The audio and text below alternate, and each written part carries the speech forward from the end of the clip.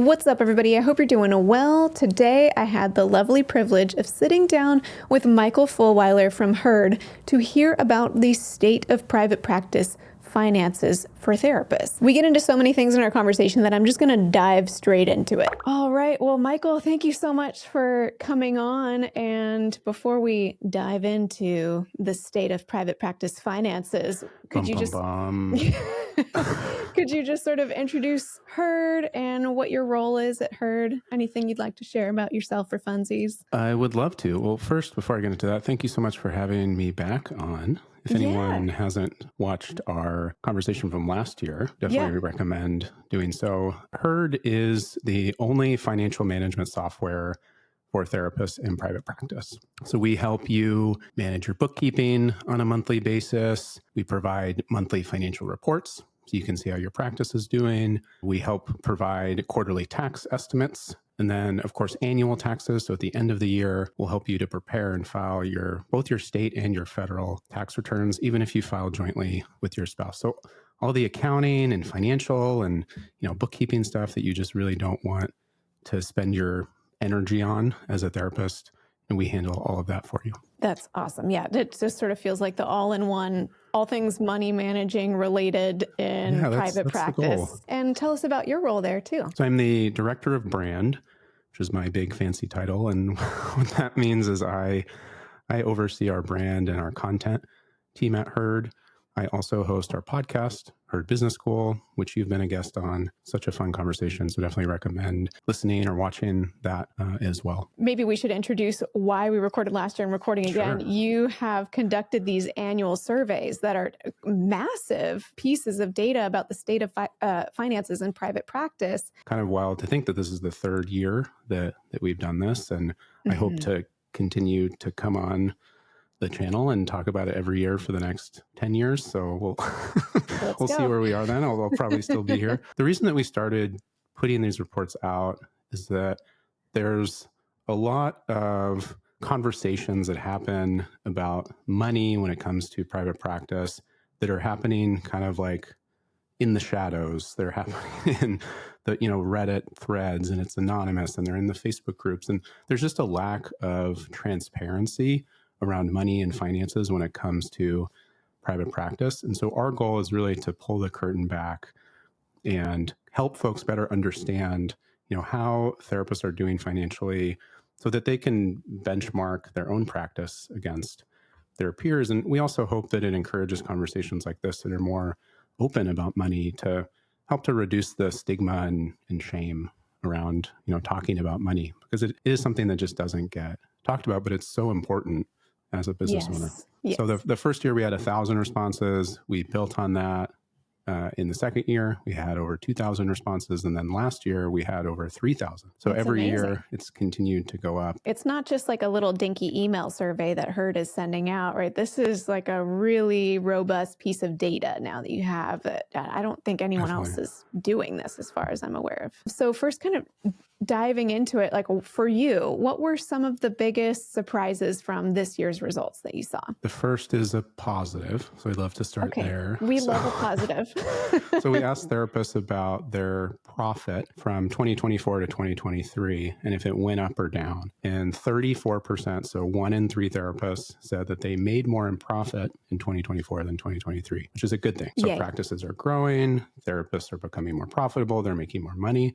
Which is great. On the other side, what we found in previous surveys, and we found this year as well, is insurance companies continue to underpay therapists, which is something that we talk a lot about at Heard. The average cash pay rate for individual therapy, this is nationwide across license types, was $159 per session. Yes. However, the average reimbursement rate from insurance for an individual therapy session was $111, which even to me sounds a bit high, but that delta of 159 to 111 is 36%. In other words, if you're taking insurance, you're making 36% less per session on average, which is a pretty big gap. Yes. And then the other thing that stood out to me from the report this year was that a lot of therapists are feeling concerned about the political climate. 85% of therapists said that they were concerned about the current political climate and the financial impact on their business. That is some like very timely data as well. Yeah, and I will say the survey was conducted from January to February of 2025. And so that was kind of early on. And I would say like that kind of attitude probably has shifted, I would say, even more given everything that's happened since. Absolutely. Yeah. So let's kind of dive into each of these because I have so many questions. Let's maybe hone in a little bit on this insurance piece a little bit more because you mentioned that there's this 36% discrepancy, which honestly, when I was looking at the data that you shared with me, I thought, yeah, I know that. Right. Yeah, it's not surprising. It's almost sad that it's like, yeah, of course I'm not surprised because I've seen that over and over again, but it still follows us. And so I wonder, what are your reactions to seeing that discrepancy or if there's any thoughts that you have in response to that? Like I said, it's not surprising. I think it validates what we already know. I understand why a lot of therapists don't accept insurance. Like if you had the choice, why would you take a 30% pay cut? Right? From a business perspective, that doesn't make a lot of sense. But what it's doing is it's making therapy less accessible for people who need to use their insurance. With that said, we did also ask if therapists offered a sliding scale or pro bono, and a vast majority, around 75% of therapists said yes. And so making their services accessible, even if they're not taking insurance, is still something that therapists are able to do and care about. We're all kind of trying to do our best to make it work in a broken system. It sure would be nice if insurance reimbursed at a fairer wage. Absolutely. And the best thing we can do is continue to talk about that, continue to advocate, lobby insurance companies. I mean, insurance companies are for-profit entities, so it's not necessarily in their best interest to increase reimbursement rates, but they should be closer to medical reimbursement rates. Is there more that you'd like to say about that particular piece of data before we jump on to something else?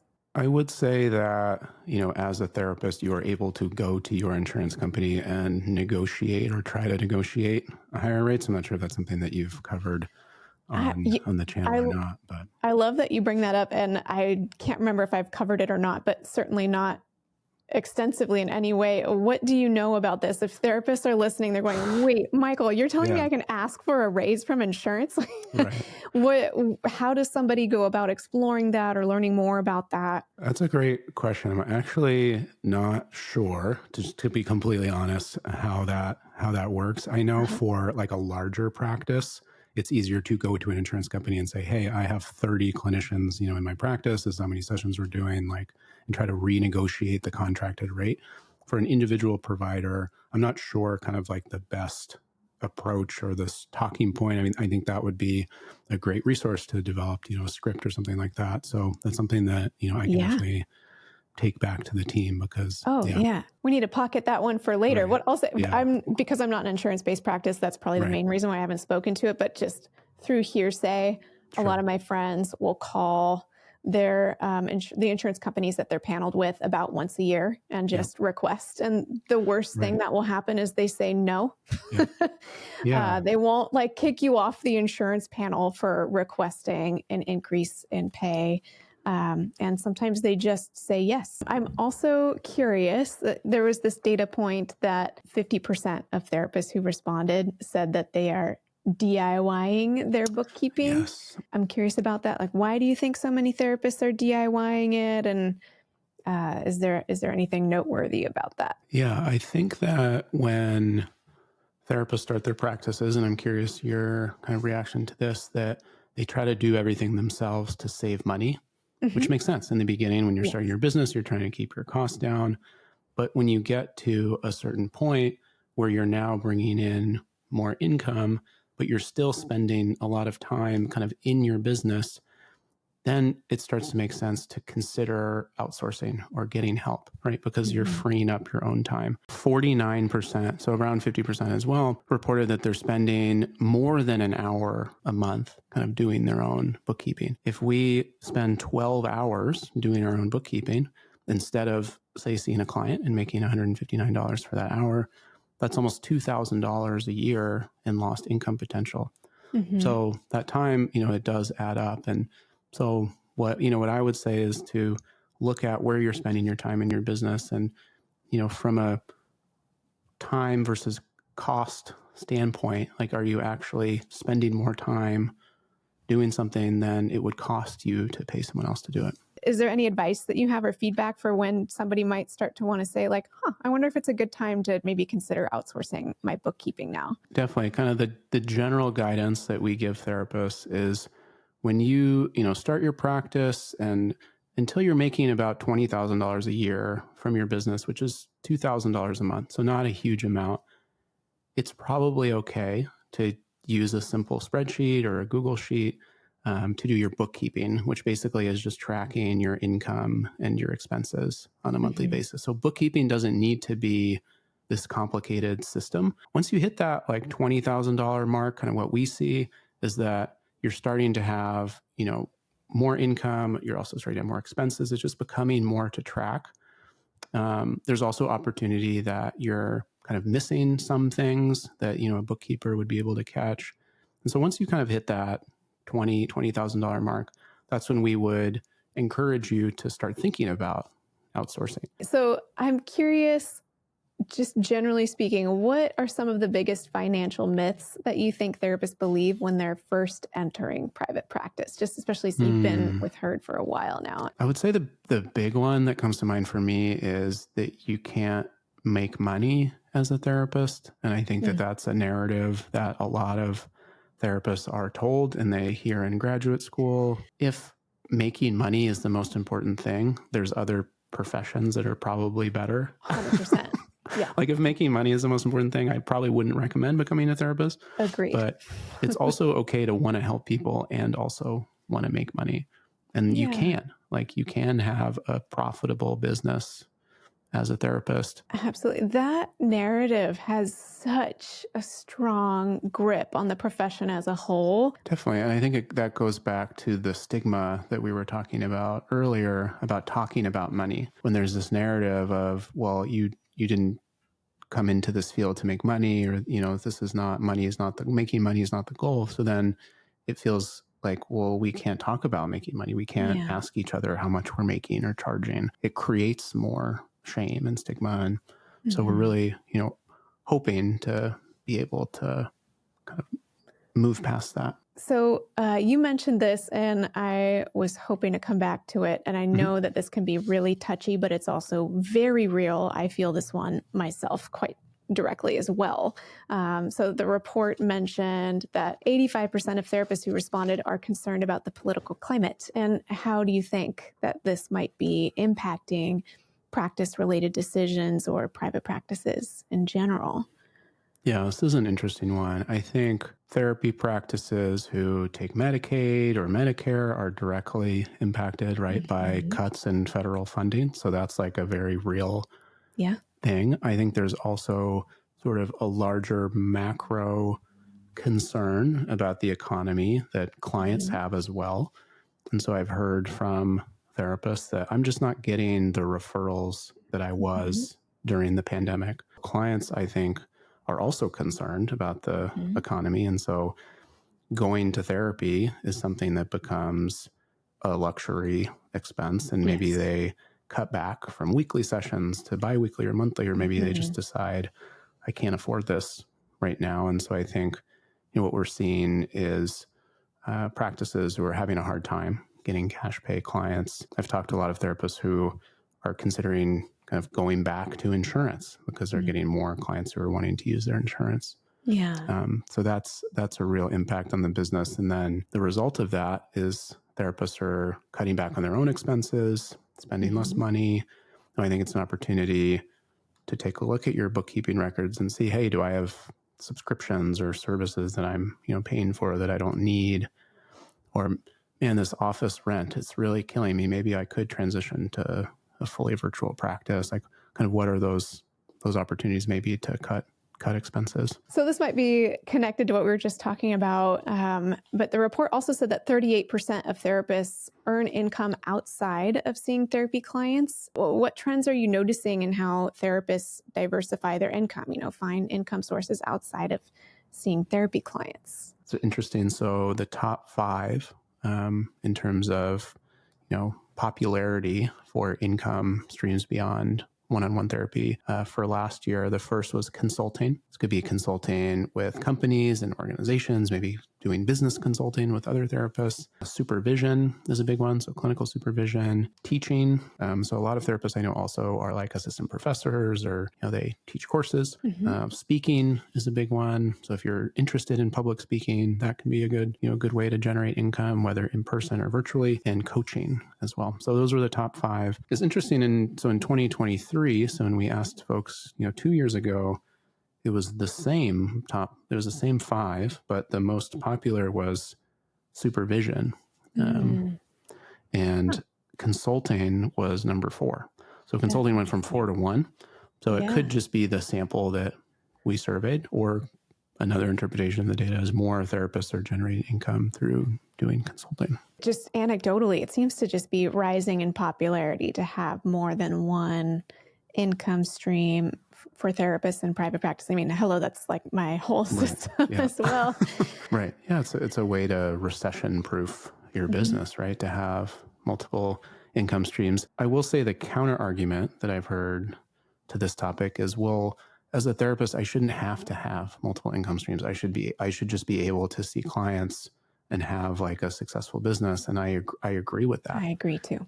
So, and if that is all that you want to do, that's also okay. So there's no pressure to like hustle and have these multiple income streams, because that's not what we want either. No. I think the framing I would suggest is it's an opportunity, if that's something that you're interested in, to explore doing other types of work. Were there other kind of data heavy items you wanted to make sure we touch on? Something that was really interesting to me is we asked therapists how they see clients, and only 2% said they exclusively see clients in person. That number to me was pretty surprising. That's tiny. Like hardly any therapists, only 2% are seeing clients in person, which tells me that virtual therapy is not going anywhere. Oh, absolutely not. You can save so much money by not renting an office. I mean, I do rent an office, and I love seeing clients in person.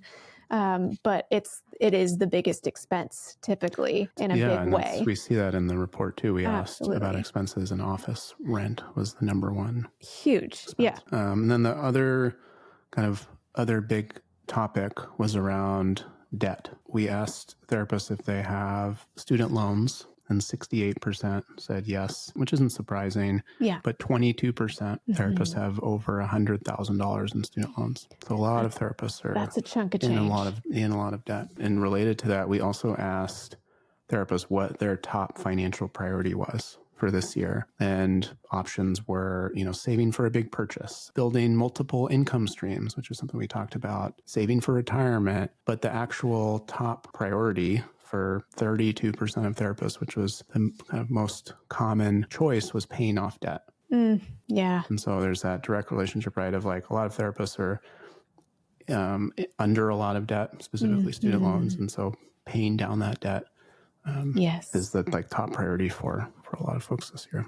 Absolutely. I mean, that is a huge stressor. Well, this is such valuable data, and I'm curious to hear your thoughts on this. Based on all of this data, like, what's one practical step that you wish every therapist would take in 2025 to improve their overall financial health? I would say if you're operating a cash pay practice, to not be afraid to raise your rates.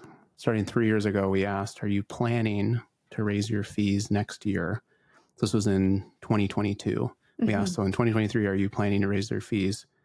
64% of therapists said, yes, I'm planning to raise my fees next year, which is a lot. But then when we asked the following year, did you raise your fees like you were planning to? Only 33% actually did, which is interesting. So there's a discrepancy between therapists who were planning or wanted to raise their rates and therapists who actually did. So 2 years ago, we asked the same question, and 40% said, I'm planning to raise my fees. And weirdly, even though it was a different sample size and different sample, exactly 33% again did raise their fees. And then we asked again this year, are you planning to raise your fees? And 41%, so around 40% again, said they were planning to. Yes. Which means 60% of therapists are planning not to raise their rates, even though expenses are going up, inflation is up, your gas is more expensive, your groceries are more expensive, right? So when we start talking about profit for your business, if your expenses are going up and your rates aren't going up, your profit's going down. Absolutely. And so my encouragement would be, to at least consider raising your rates, even $5 or $10 per session makes a big difference over the course of the year. Yes. I think there is some scarcity mindset there around, if I raise my rates, I'll lose my clients. And I already have a hard time getting clients because everyone's concerned about the economy. And but, I think that it is okay to raise your rates, even if it's by a small amount.